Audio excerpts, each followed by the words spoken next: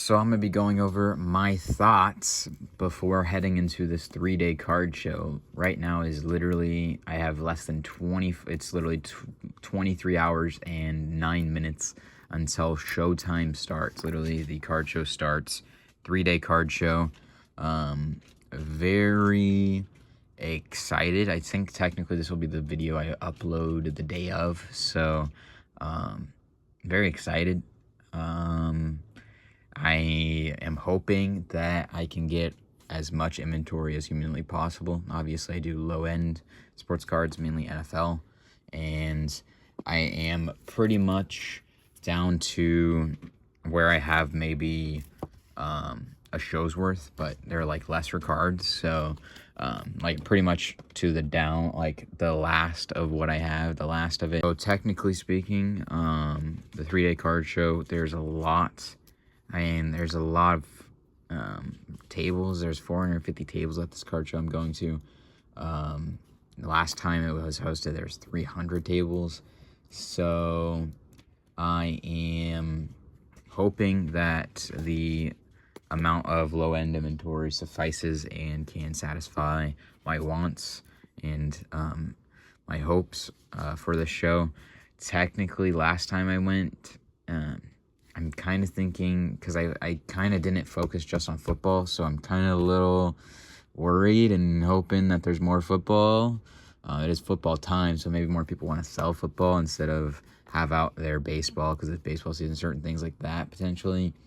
I know hopefully there's one dealer in particular I really hope to see. I'm hoping there's another dealer I've done a relatively big deal with last time they were at that card show. There's those two dealers, and then there's like I'm a little hesitant even. Like, I know last time I picked out a lot of cards from that one dealer that I'm talking about. He literally he like sold he sold cards at like 60%, and they grabbed out like a $20 card, and he sold it for I think even like, I don't even know. I think it was a $25 card, and he did like $15 even. Like something like that. But he sold it for absolutely low. Like it was like, yeah. So I got down to where I was literally picking out stuff, like $600 worth of stuff. I was like, well, hopefully he just comes across with like 60%. I mean, I just heard him sell singular cards, 2 of them for 70%, whatever the price may have you. Even I think even if it was at that $25 to $15, it was like 60%. So figured maybe since I'm grabbing like $600 worth of stuff, a whole bunch of the stuff from the dollar bins, the dealer isn't gonna care too much and be like 60%, and then be like, because I had like 600, that's like what, 400, technically less. Had to pay a little bit higher than 400 at that table, and they started doing Whatnot an hour after my time zone, after I had our time frame that I had told them that was what I was doing and all that. So a little hesitant to even try to do a deal with those people, but if it betters my business, I'm not gonna worry. If I absolutely need inventory and all that, that's what I'm going there for. I feel like I can make $100-$200, maybe more. I'm gonna look through their stuff. I'm hoping to buy out maybe a value bin or two. I just know because last time I went, I did buy out a value bin. It was baseball. I'm not the biggest baseball guy, but I bought the baseball. I bought the whole 4-row box of baseball cards, all top-loaded. Majority, there was like 600 plus Barry Bonds cards. I figured put them all for $1. Hopefully they'd sell at a card show. If not, you can even do progressive lots on Whatnot. You start off with like maybe like 2 or like 3 or something like that, and then each $1 they get a new one. Pretty much recouping the money just in the Barry Bonds alone, and then I already sold some other ones, and then have a whole bunch of more too from that deal still. Yeah, so I'm hoping maybe he'll have his football box. Maybe I can do deal on both as baseball and football, maybe just on football. If not, anyone else. We'll see. I kind of got to be more selective with what I do grab and what I do buy, because people are kind of being more and more selective when they purchase stuff on my Whatnot shows each and every Wednesday at 6 p.m. PST. I go live and sell 300 or 400 auctions. And yeah, so we pretty much only do football. So it kind of limits my range of what I can look through and what I can try to find and buy. Maybe we might have to, and I don't want to do that because it lowers my total amount of revenue coming in each week if I do lower the amount of cards I sell and the output I'm inventory wise I'm trying to churn and burn each week. It'll end up lowering to, if I go 200 cards each week again, it'll lower that by 2/3 of the current thing that I'm currently getting, and I might even go lower. So not sure if I don't think that's a part of the plan here, is to lower it. I don't think going and expanding into basketball and baseball on my Wednesday stream is a part of the option either, just because I think people get way too good of deals on basketball and baseball.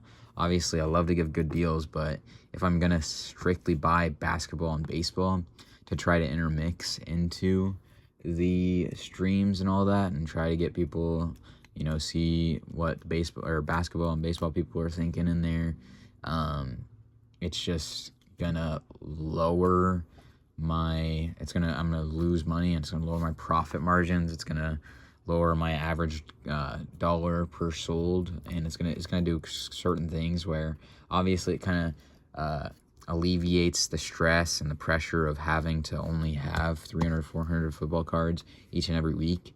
But we only have a couple more weeks of football, and it kind of, I don't know, it's kind of like, I feel like there might be more and more people selling because of the holiday season approaching. So during that, I got to be ready for that. So not the best idea to limit my revenue and the growth of my capital, as well with reducing the profit margins, but potentially stashing away basketball and baseball cards would be in the picture, in the ideas of what I should do. I already have some basketball and baseball I have stashed away potentially to use for inventory for Whatnot shows, so we'll see.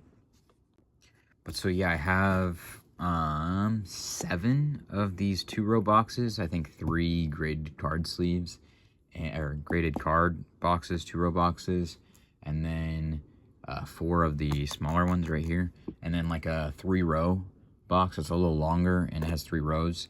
So I'm hoping, fingers crossed that I fill up all of them.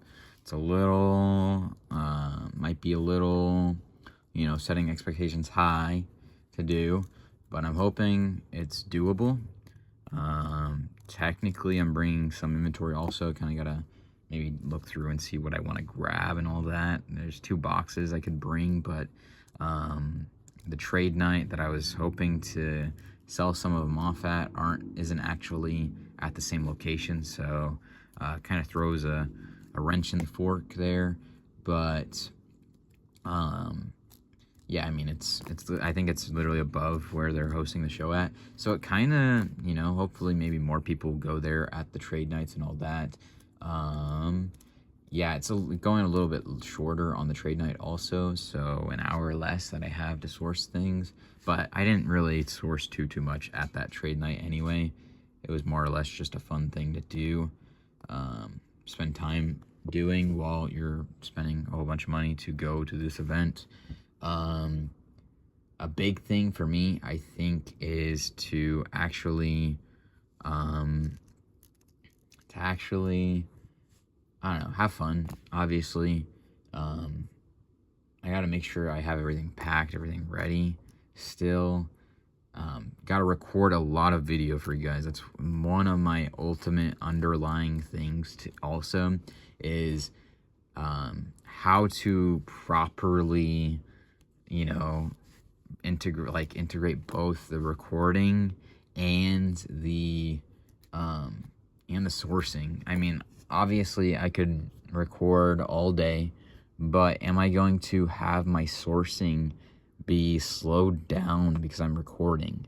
Having to worry if it's still recording, having to worry if my SD card's full, if I'm having to worry about my GoPro dying, if I'm having to worry about this and that and this and that. Is it gonna slow down my output of inventory just so I get more videos? Am I able to actually just, like, do certain things?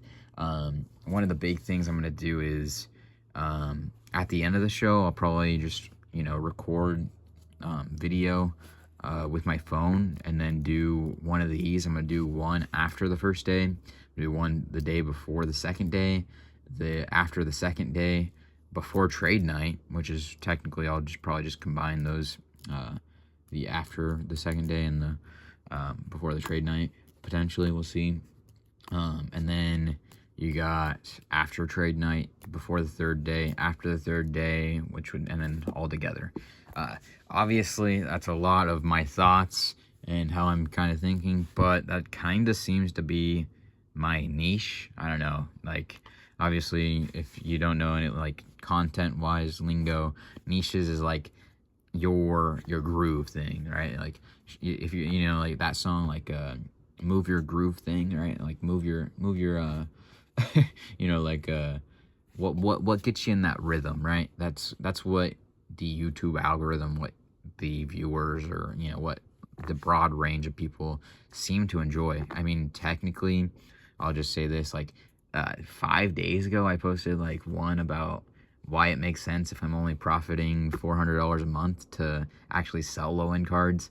That video is literally my number 2 most viewed video already. Literally going to surpass my number 1 most viewed video, more than likely, if it keeps up at this rate, for sure. It's at 5,100 views.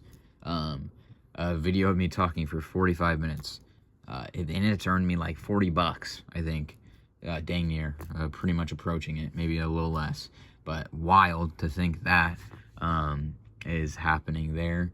But yeah, so I gotta get these ready to go. I gotta get my stuff packed up. Gotta get my food, my drinks. Gotta make sure I, have a whole bunch of things. Maybe prepare some posts.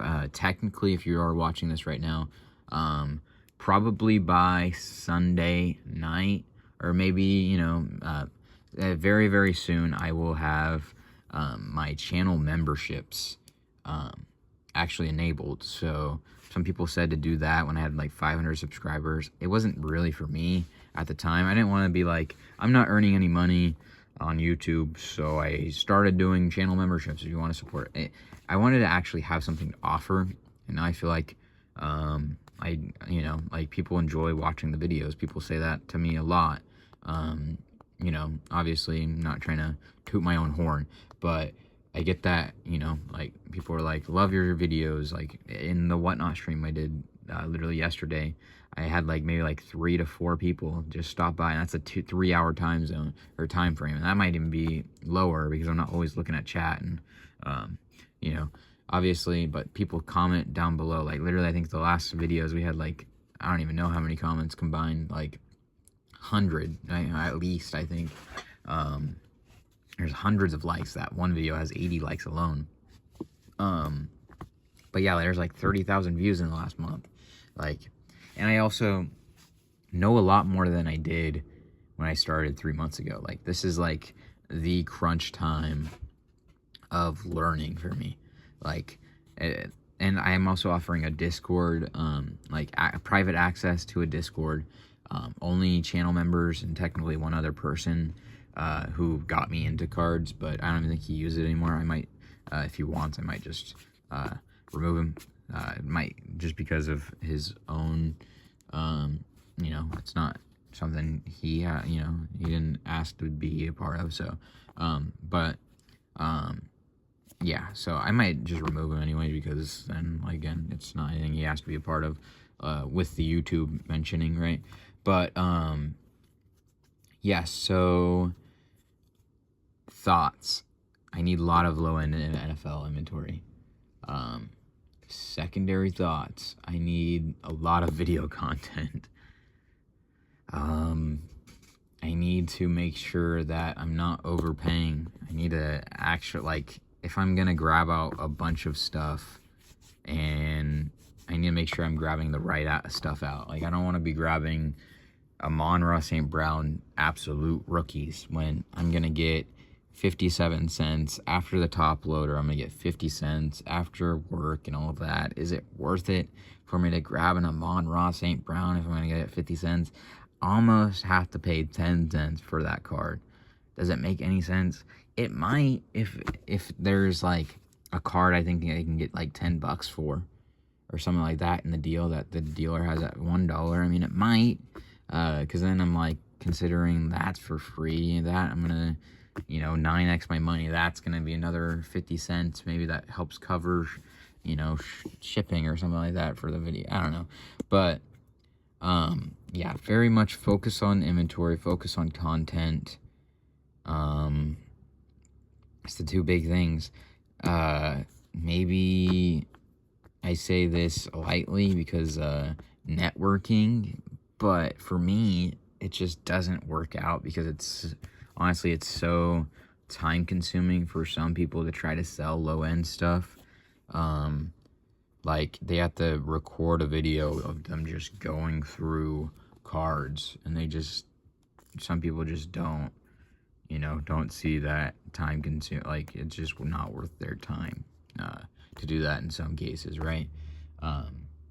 Certain aspects of, obviously, I'd love to be able to get like five buyers or 5 sellers of 300 or 400 cards each week, like each sell me like 60 cards or something like that. Like, that would help me out a ton. I wouldn't even have to go to card shows, right? If I could do that. Technically I have some people emailing me and all that too, but that would help me out a ton. I mean, you guys can help me out a ton by trying to, if you guys have the proper means of sourcing and, maybe make a little bit of money here and there, you guys could help me out a ton. Trying to be more and more selective. It's also really difficult to gauge what and will and what won't sell, like, for good money on whatnot. I don't know. Obviously, it's an educated guess game, but like, I sold 3 K-Sit SSPs. 3 of them didn't even get $2. I literally sold 3 K-Sit SSPs for like $2. One might even sold for $1, I think. I think one did sell for $1. But yeah, like, wild. Like, but then there's like, I'll sell a random, Justin Jefferson rookie from Chronicles for $4, or, but then I'll sell one for $1. It's like, you just gotta steal. I mean, those ones who got the K-Sit SSPs obviously got steals too. And again, if you're not doing anything Wednesdays at 6 p.m. PST, you can get some absolute steals and deals on my stream if you love football in particular. But man, oh man, I gotta get this edited and out for you guys. I have about 6 hours until I'm gonna tap out and go to sleep. And then I gotta get a whole bunch of stuff more done. So I gotta call it here. Appreciate you very much for watching. Hope you have a good one. Take it easy.